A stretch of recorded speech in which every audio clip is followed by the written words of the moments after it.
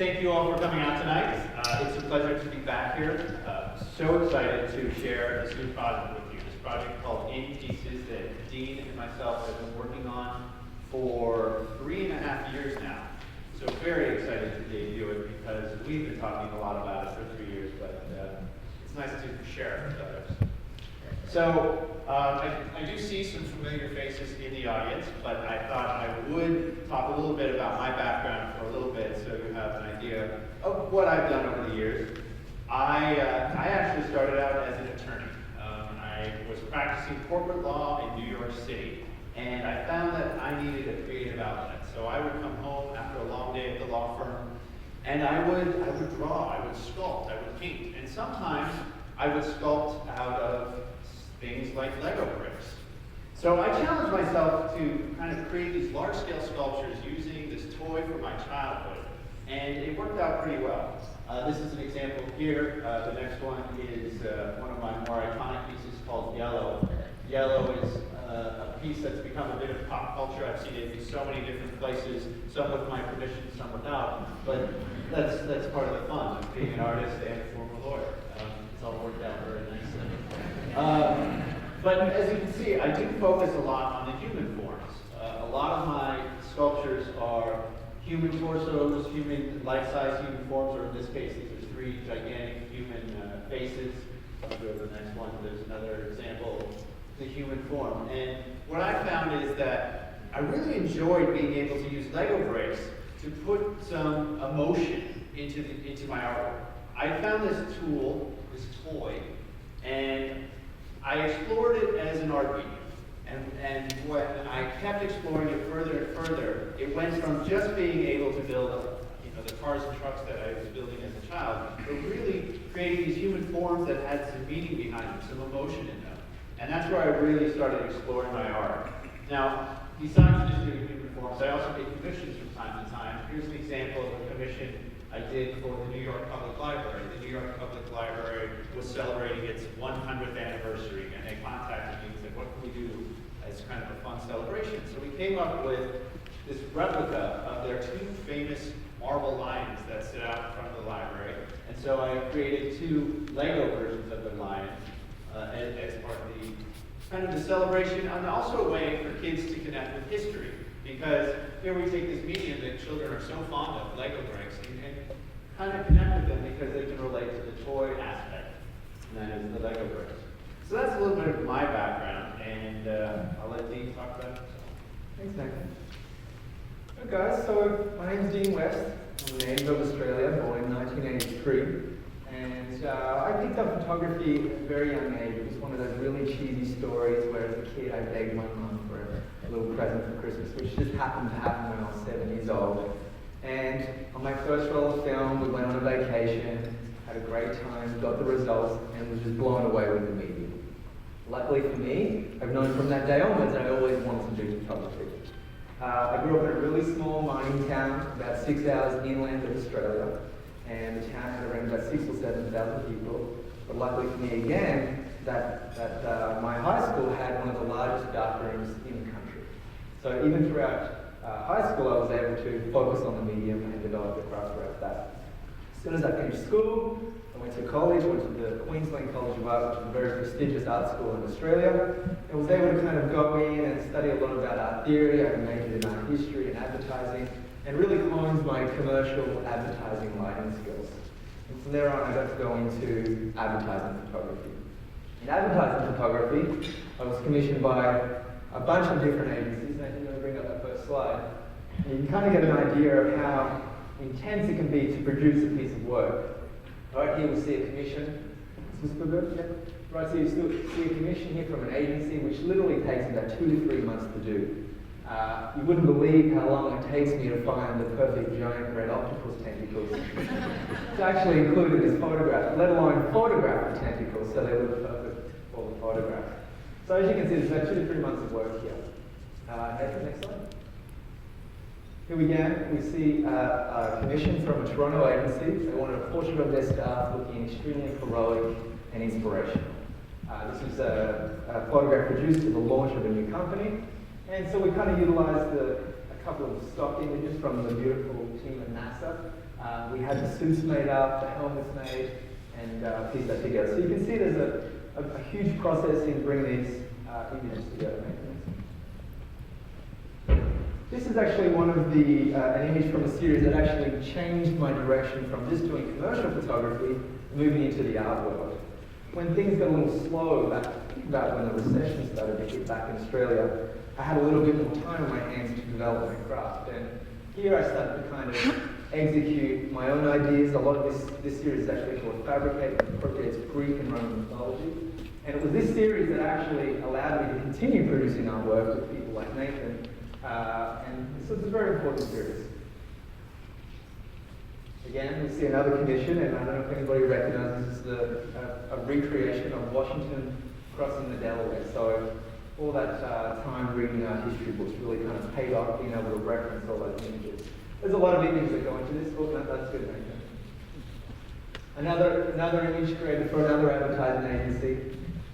It's not often you see two men in medieval armor in a jousting battle on ostriches. And that's why people kind of come to me. They want to create something unique, they want to push boundaries. There's literally about 30 to 50 shots of these ostriches just to make the perfect ostrich. So you can see there's a lot of time that goes into producing photography. I've been very lucky to be able to continue kind of developing that craft, which is what kind of led me to Nathan to develop something unique. So Nathan, do you want to introduce some pieces? Sure. So when you see a photograph like that, you know you're working with someone very talented and very exciting and very creative. And so when Dean approached me, it was 3.5 years ago, and it was essentially just a cold call email that said, "I've got an idea." It was, yeah, I basically had come up with a nebulous kind of concept, and I actually bought $500 of grey Lego bricks that were sent to me in Australia.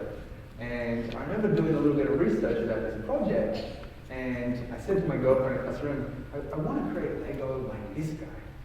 She's like, well, what are you contacting?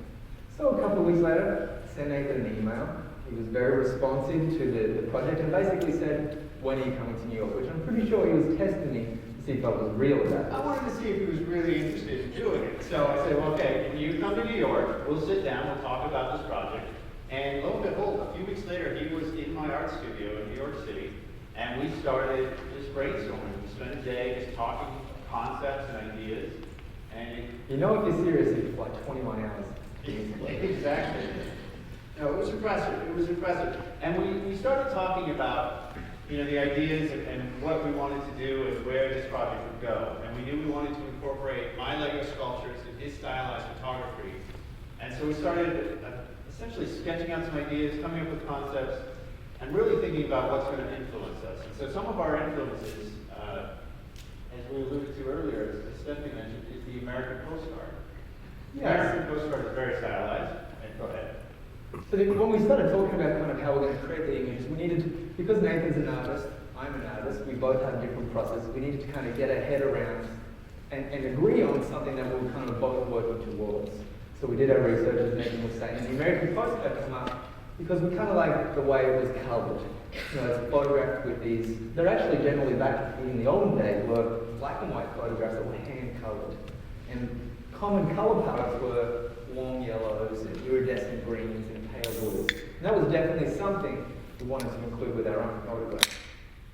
Right, so when we eventually created the photos of the images for this project, you'll notice we do use a lot of warm yellows and pale blues and try and capture the same type of palette that you see here.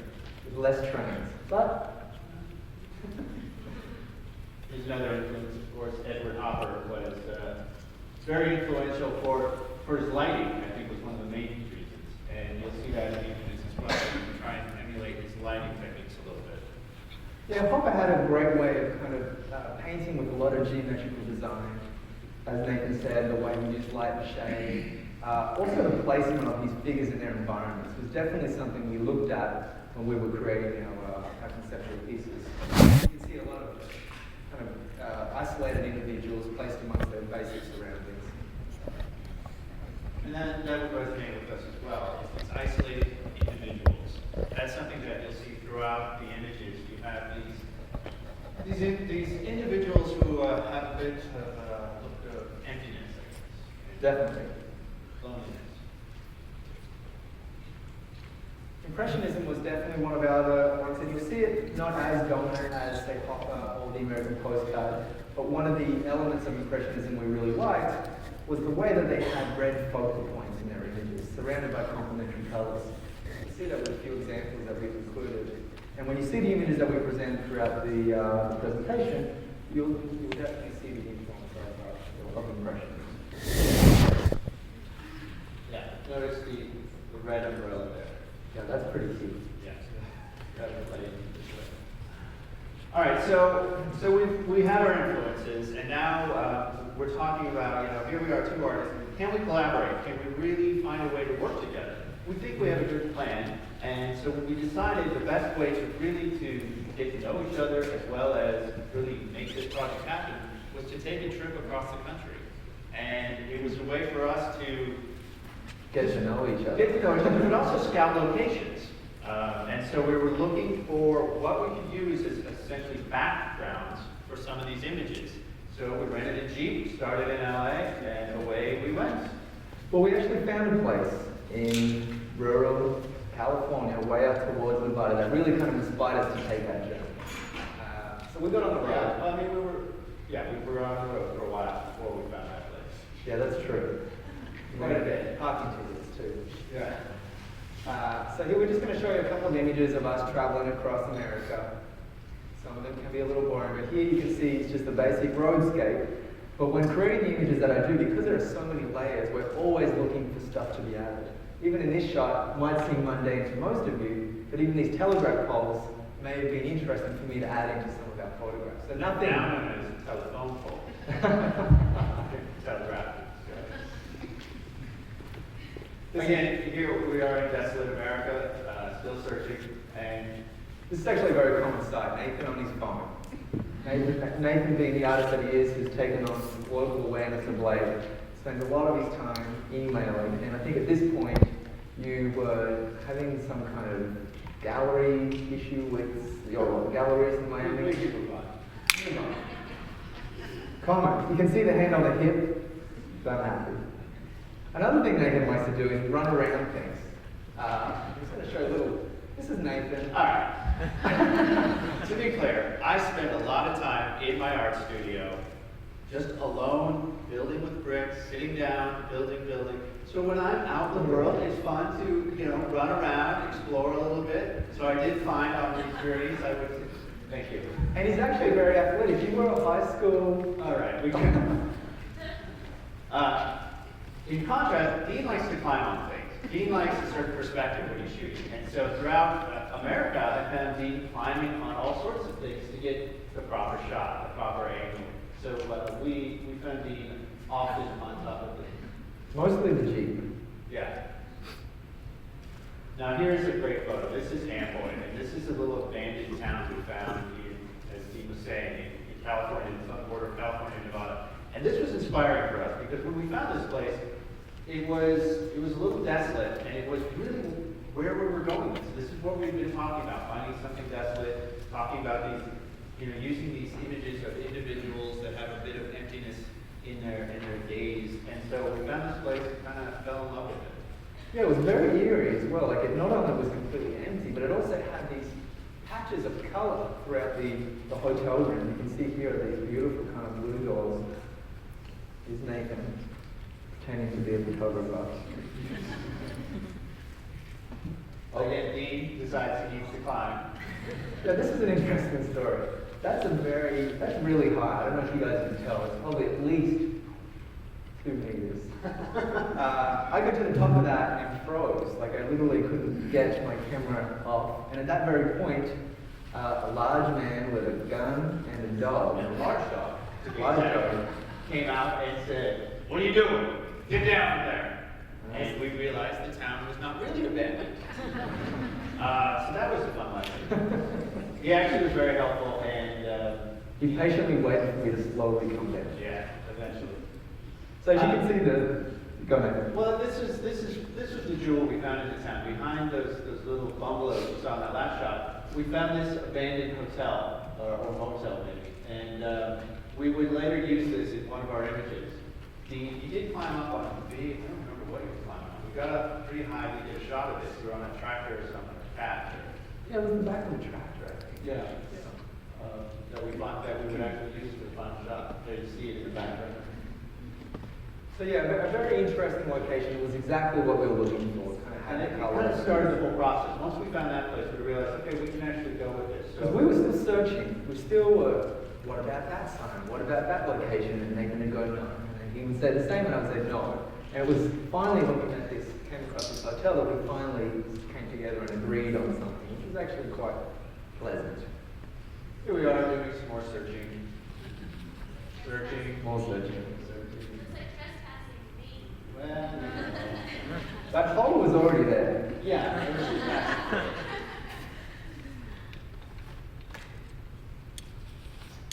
Well, that happened to I'm happy. Climbing things. So this is a kind of a scary place where again we did happen to run into somebody who also had a gun, also had a large dog, and also was very unhappy that we were checking out this property.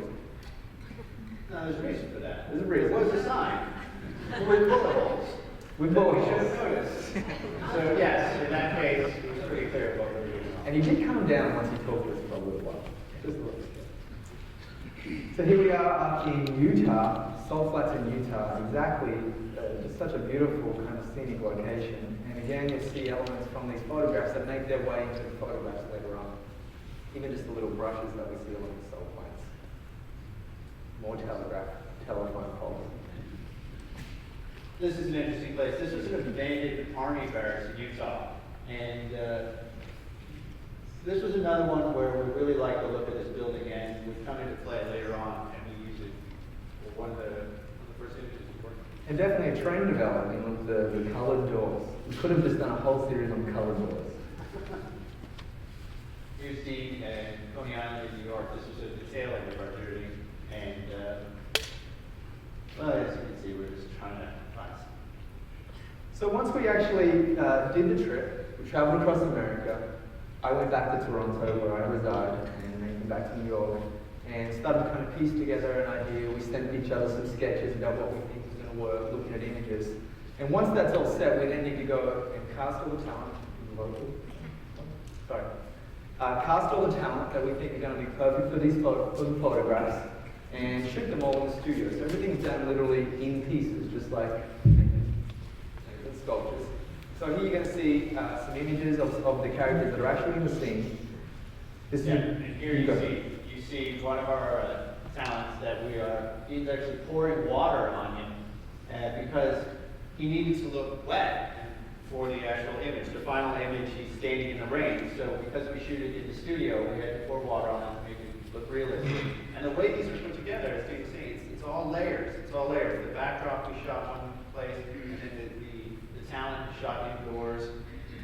We layer it all together, much like when I'm building Lego bricks. It's layer by layer by layer. yeah, and there were a lot of similarities between what Nathan did and exactly how I constructed my photographs. So once we got the ball rolling, we really kind of pushed through. Yeah, we spent days in the studio trying, different talent. We went through a variety of different talent, a variety of different outfits for that talent. Just trying to find that look that really matched those backdrops and the ideas that we'd already put together. Nathan's really good at commenting on accessories, so he did all the ladies. Really good. Here we are contemplating who's right. Okay. All right, so ready to debut. So this is one of our. This will be the first image of In Pieces. This is shot in a pool in Toronto, if I remember correctly. Yep, shot at an athletic center in Toronto. Talent shot in the studio. Right. Does anyone want to take a shot at picking out where the Lego sculptures are? Go ahead.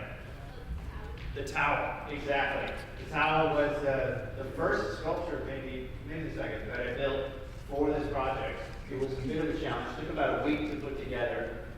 Because it's fabric, or it's supposed to look like fabric, it took a while to get the curves just right. It was a bit of a process. I also wanted that stripe. That stripe is built into the sculpture, so it took some time to make it look just perfect. And Go ahead. does anybody know what the second sculpture is in this? In the front? You've seen, I think he's seen the show. Yeah, the flip-flops were actually came together really quickly. They fit my feet just nicely. Size And 12. they took about a day and a half to put together, so they came together really quickly. So this kind of image also sets the tone for what we talked about when we were influenced by people like Edward Hopper. You can see these isolated individuals in this moment of reflection. He's not exactly extremely athletic, and he's at that point where he's made an effort to go to the pool and actually try and do something about changing who he is as a person. He also just could be extremely depressed at that very point. But you'll see that's a very common trend throughout the Well, and one thing about the talent here is we've actually elongated his limbs a little bit. And that comes from a discussion we had when we were just starting out. We talked about, exploring the idea of construction of these images, construction of my Lego sculptures, but also the construction of beauty, what's expected in society. And so, in this case, we elongated the limbs to kind of talk about, that ultimate beauty to a certain extent. And just to exercise power. So here you see the towel, There's the towel. which also has a hanging mechanism built into it, which is pretty amazing. Thank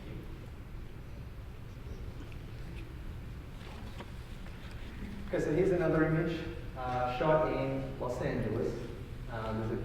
It's not what you see. That actual scene isn't just like that. So the foreground road in the beginning here is a different road from the footpath in the background that you see. The awning is from Toronto. The palm tree is from somewhere else, I think, that we've got along the desert. There's a little sign creeping in up the top left. That's also from another frame. I don't even believe that fire hydrant was in there. The sign is different. But does anybody know what the Lego is in this image? Second row? Good call. Yes. The dog actually is the only living creature, if you will, that I did in this series. So that's more of where I actually enjoy building the human forms and animals and whatnot. So that one came together quite easily. And does anybody know what the second is? The star. Yes. Beautiful. Nobody ever sees that unless they've seen the show. It is tough to see. We decided after looking at this image that there needed to be something hidden in those windows there. So we came up with the idea of putting a mannequin in there. If you want to look through. So there you see the dog. Took about a week, maybe 3,000, 4,000 rings. The mannequin actually came together quite easily because it's very symmetrical. So it was a pretty straightforward project. So here you can see all the elements coming together from Amboy, California, our famous motel. You can also see some of the salt flats coming in from Utah. That car was actually shot in a parking lot in Los Angeles, where we met a very unfortunate businessman who kind of seized an opportunity where he found out that we wanted to use the car, gave us a price, we came back, and the price changed a little bit. Yeah, we wanted a car that was dated, of course, for this image, something that kind of took you back in time a little bit. And so we searched around LA quite a bit, and you can't just go to a Hertz and rent an old car. So we found this car at I guess it was a car prop house. Yeah, LA. prop house, yes. Yeah, and they charged a certain fee, and then it kept going up as we stood there. But eventually we took the photo, and I guess we should ask the important question. Can you find the Lego sculptures in the pink? The clouds, yes. The clouds were quite a challenge. They were one of the most challenging parts of this project. They are very bulbous and round, and so as I was going out one direction, I wanted to make sure I was going out in another direction, and make sure it still looked round in places. The other challenge that comes with the clouds, there was actually different size clouds. The challenge was we decided that this exhibit would be very multimedia. We didn't just want it to be images. We wanted the sculptures to be there as well, so that the art would really surround you when you're viewing the images. So that meant when we were displaying the clouds, we wanted to make sure we could hang them. That was, Dean insisted on it, in fact, and I totally agree with him. That's part of the fun of collaborating with someone. They'll have an idea, you realize, oh, why didn't I think of that? Yeah, so hanging the clouds was critical, and that was a little stressful in finding a mechanism, building in a mechanism that would support the clouds, but it worked out very well. I also have a huge obsession with clouds, which is why I enforce Nathan to build these into the sunset. And I'm hoping I'm going to get my own cloud very, very soon. So there was one other element there. The bucket that the house cleaner had was also built out of the bricks. This is a very important image for one of us. But here we see an actual train station that's been shot at a museum in Toronto. We shot the backgrounds actually in California. Yeah. We kind of toyed around with this one. This concept actually changed quite a lot. At one stage, we had a girl with a lovely floppy dress and a businessman standing on the platform. And the beauty about the art process is failure is generally around the corner. So we ended up changing this one quite a bit. Once we kind of worked out the aesthetic that we were getting, we felt that like a cowboy, some kind of rural patron would be better. Yeah, having two business figures in this setting just did not fit well. Yeah. She was too fancy, he didn't fit. And so we went for this more rural approach. Does anyone see the Lego element here? Go ahead. The train tracks, yes. They were a little bit of a challenge. The actual train tracks ended about 30 feet long, and I actually built these on the ground in California. We found there you go.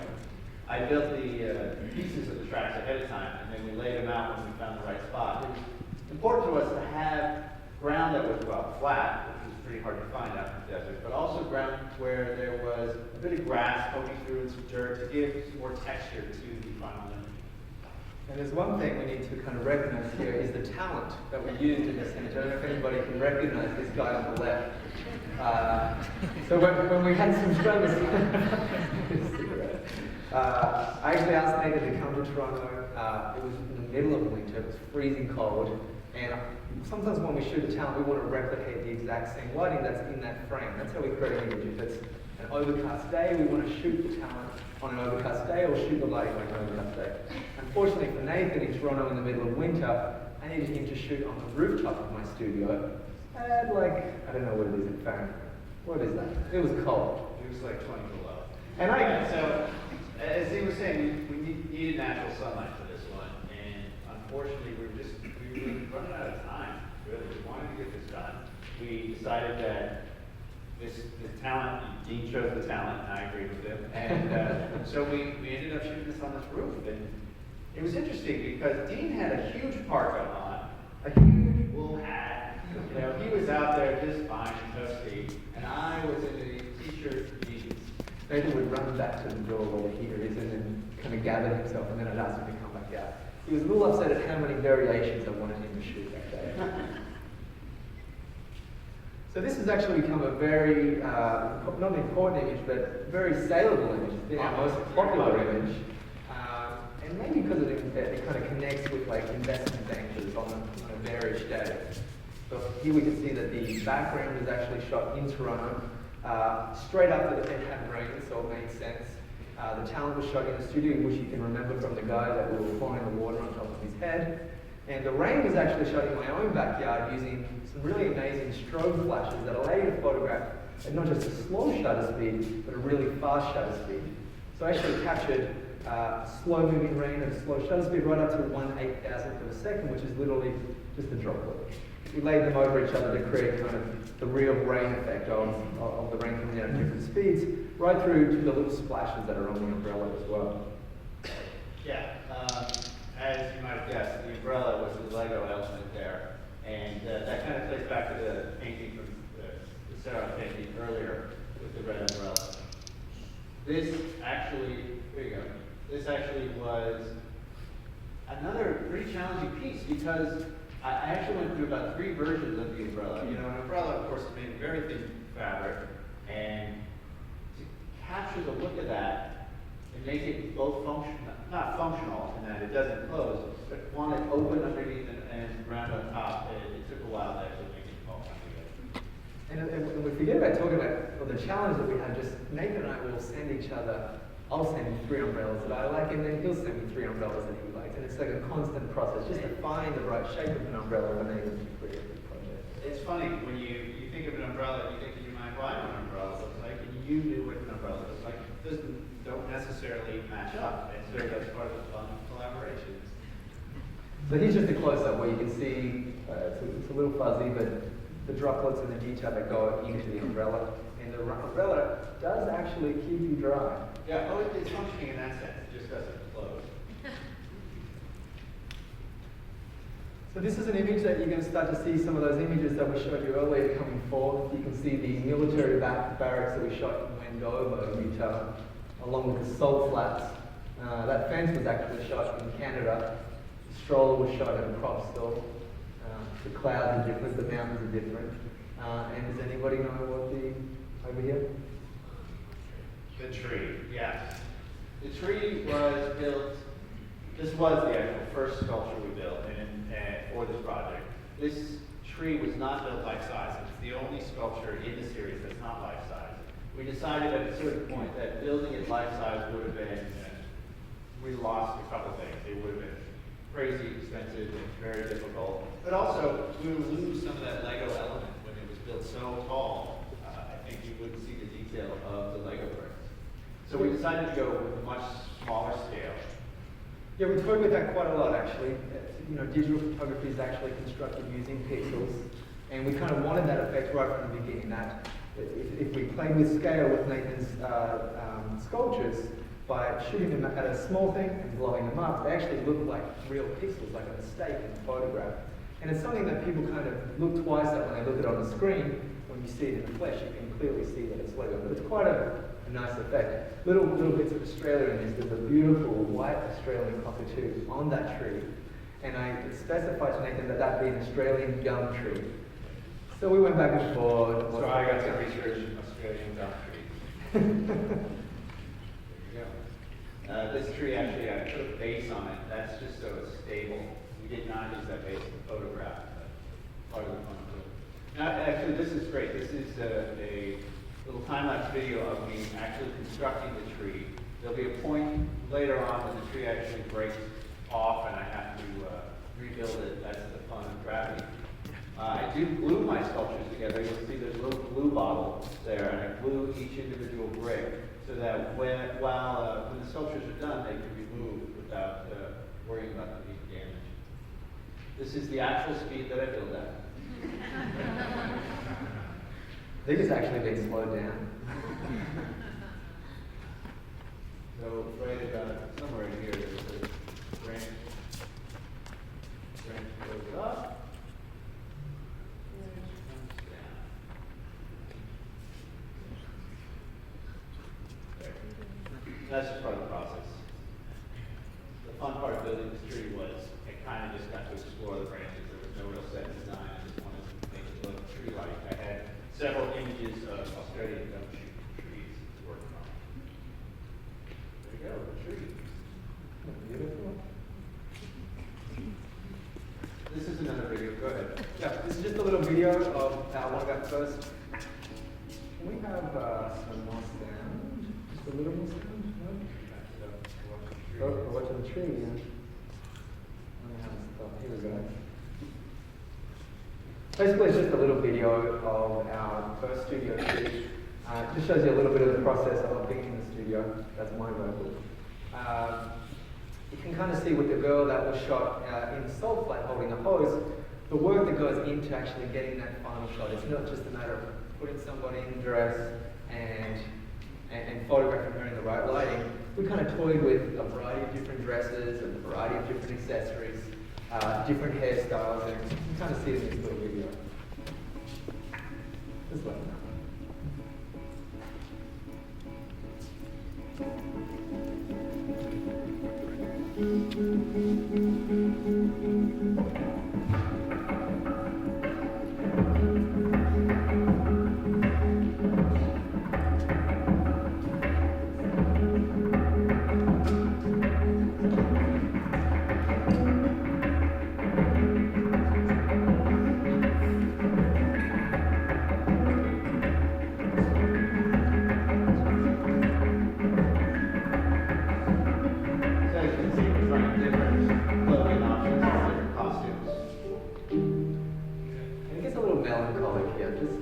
Bring out the mood of that subject. It was really important to us that these individuals looked very aloof, almost like their lives were in pieces. I think there's 3 images where solitary figure, and their lives look very much in pieces. And then you have the other four images. You have an individual that looks, again, empty, and then they're accompanied by someone else. And in that case, I think they're almost being judged by that person. But that, of course, is up to the viewer. I don't want to speak too much.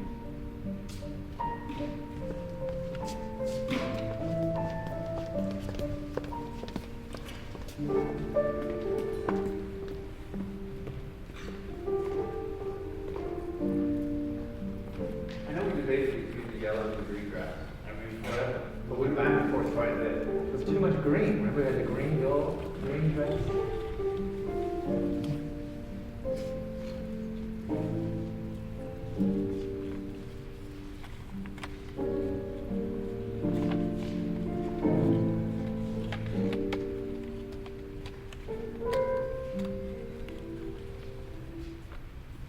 Okay. Now we're going to get to our last image that Nathan and I created, which is probably by far the most difficult when it comes to production. The background is actually an old theatre in Toronto, and many times I woke up on the forecast of snow and be waiting there for the snow at the right location to make sure that I could get the shot. So I finally got it on in fact, the last snowfall of that season. You can see that we don't want to talk about that yet. Does anybody not? Oh, sorry guys. I've given it away already. It's pretty clear. Yeah, so the red dress is the Lego element for this piece. And this was a concept that we came up with at the very beginning. We wanted to have this idea of a dress blowing in the wind, and the bricks of the dress kind of blow apart, blow away. And so it's a little difficult to see here, but there are little red bricks blowing away from the dress. The dress was by far one of the toughest sculptures I've ever attempted to do. Besides just having it, fit to the human form of this woman we used for the talent, it was also really, really difficult to get the fabric to look like fabric. So often when I'm building human form sculptures, the outsides have to look right, but the inside can just be this hodgepodge of different sizes and shaped bricks in there. You never really see the insides of my sculpture, the insides of my sculptures. In this case, because it's fabric, you're going to see both sides of the sculpture very often. And to get all those curves, as well as make it look like very thin fabric, was quite a challenge. I ended up using a lot of small little pieces to come together. This took weeks and weeks, and as I was mentioning earlier, I do chisel apart my bricks. I don't know if I mentioned it tonight, this session or earlier today, but when I glue my sculptures together, and if I make a mistake, I actually have to chisel apart some of the Legos because the bricks were bonded, and so I have to hammer and chisel it apart if it doesn't look right. For this particular one, I had a bucket, it was a gigantic barrel of red Lego bricks, probably up to here, of bricks that had to be chiseled away, because so often I'd be working on it like, it doesn't look right, chisel, chisel, chisel. So this was quite a project. So here's just a little quick video shot in the studio of how we actually produced the dress. We can talk about it. So the dress doesn't actually exist. It was actually created in the studio using basic fabric right there on the spot on the talent. We wanted to put the talent in some sort of dress and then photograph her in that dress from 360 degrees so I could use that as a guide when we created the actual Lego dress. But because we wanted the dress flowing, of course we had to find a way to make that happen. So you see, we're attaching wires to the ends of the dress to actually get a flowy look to the dress.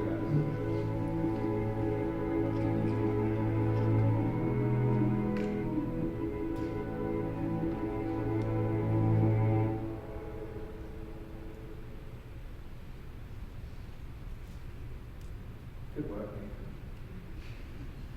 So Dean's going to talk a little bit now about, I think we're going to show the different plates, the different layering we use. Yeah, just going to basically kind of quickly run through a couple of the photographs just to show you the layers come together. So you can see here is the basic raw shot of the theatre by itself. And you can see the snowflake coming in from the road. That was shot about 5 o'clock in the morning, that snowflake. You can see the actual snow, which is also a separate image coming in over the top of the image. The girl who shot in the studio, who then is deposited into the dress that Nathan built and I shot in Los Angeles, then pieced together in one and comes into the file. We then had a little ticket boy in the theatre booth there. The drapes also all shot separately in the studio coming into the windows. It's not that clear there. But also, the girl was kind of looking off a little bit into the distance. She was a little bit sad, like somebody had just left her there at the theatre. So we also had a little red glow here, as if the car was just driving past. It also was a creative decision to kind of harmonise a lot of the elements. And then we go into kind of basic colour grading and bringing the image to life. Again, going back to that impressionism where you have that spot of red. Oh, one red. Do you want to go through this one, Nathan? Sure, I'll try. So again, here's our hotel at Amboy. First thing we do is, I believe, add the salt flats in the front and foreground there, and then add some shrubbery to add a little flavor to the parking lot. Put the car in, as well as putting in what bridge is it? Car track. Car tracks. That's also Nathan in the car as well. It really is my elbow. It's my elbow sticking out the car. We added the element of the one window you can see through the hotel now. And then talent comes in. The other talent comes in. And eventually, the most important part, the Lego clouds are in. We really tried to sneak them in so they weren't very obvious. We wanted to kind of blend them with other puffy clouds, which made them basically design up. And then a little, making sure those pale blues look right, and Little water tower. a little water side. Yeah, and then we get to that image. We'll probably throw a couple more. So here's the Athletic Centre in Toronto. So we added in some Wayne robes, which were also shot in the same building, the same location. They just needed to be incorporated into the image. That clock was also at the other end of the pool, but I liked it so much because of the colours of it and everything, so we wanted to include that. Nathan's beautiful towel was incorporated and actually hanging on the wall. Our talent, our flip-flops, and then basically overall colour grading. Here is the actual train station. As you can see, the actual train tracks that were really there. We add in the background there that shot California. A couple suitcases, I believe a bench comes out, these details. The suitcases are, of course, the tracks, the Lego tracks.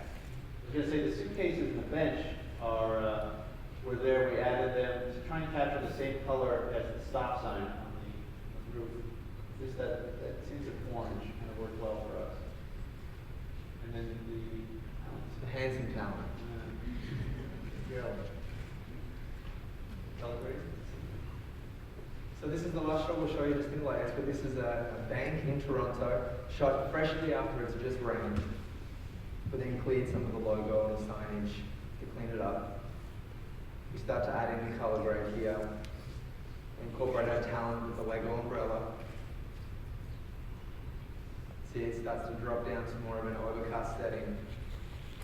We then overlay the rain and all the droplets that are added on top of the umbrella. And then the final color grade. So that's kind of a basic idea of how we create the images in layers, and 3 years later, we have an exhibit, and it's great.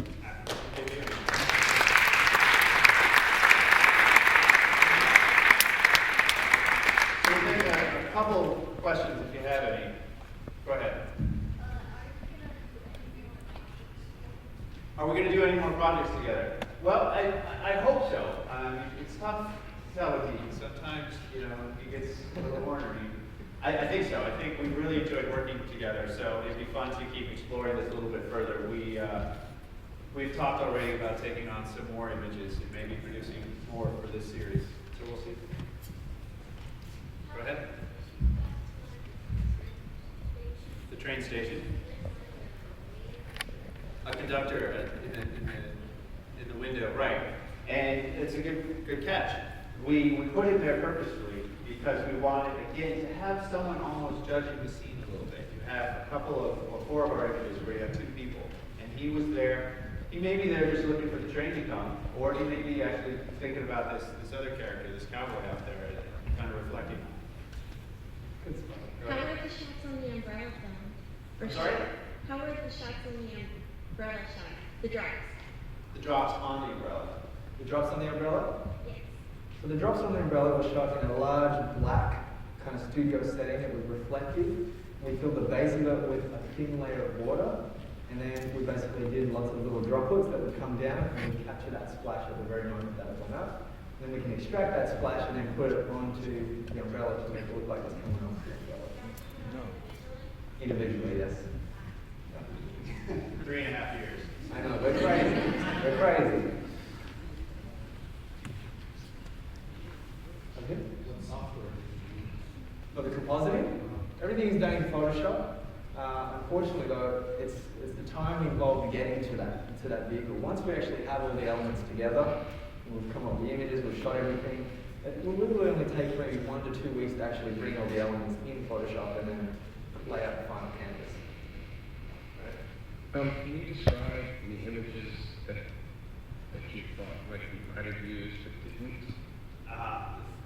The ideas we had that we didn't use, or we didn't make. We wanted to do the theme park, which is why we're at Coney Island. There was one, we had this whole idea sketched out for a young child at a theme park, and we just have not yet found the theme park location. It's really it. Dog patch. Where's Dog Patch? Is that here? All right, ready? See, this is what we need. We need a group, collaborative effort.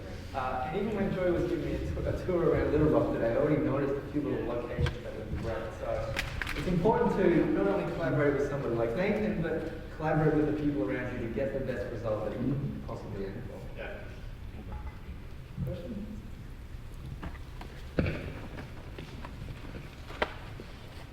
This is, do you have a special order all the pieces beforehand before you build a project? And does Lego either sponsor or endorse you?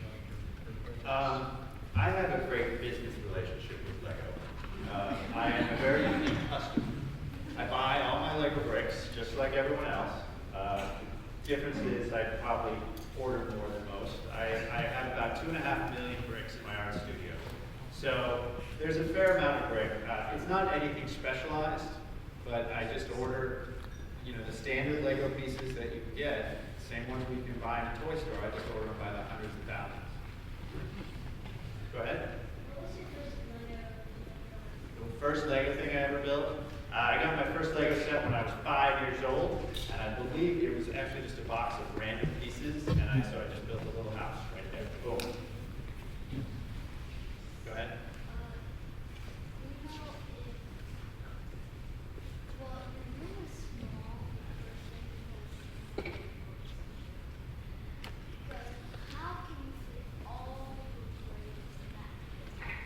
How can I fit all those Lego bricks in my room? Well, I now have 2 art studios. I have one in New York and one in Los Angeles. One in Los Angeles is about 2,500 square feet, so I have room to store a lot of Lego bricks. When I was a kid, I thought about building a house that I would live in as an adult out of Lego. Have you had the same thought? Oh, absolutely. Yes, I believe I started when I was about 6 or 7 on a project like that. It has been something I've thought about for years, but then James May, actually in the UK, did it. He built an entire house out of Lego bricks and for his TV show. And I actually got a call from their producers and said, hey, could you come over and help on this project? It just didn't work out. But it is amazing. He built this entire structure that was livable, and he lived in it for 24 hours, but they never got a permit, and so it had to be deconstructed. So unfortunately, 3 million plus Lego bricks were deconstructed. No more house. It also feels like a Lego land when you stay at Nathan's place. Everything is Lego around you, so it feels like you're in a Lego house. Even the toothbrushes are Lego. Two holes. All right, well, thank you very much. This has been fantastic.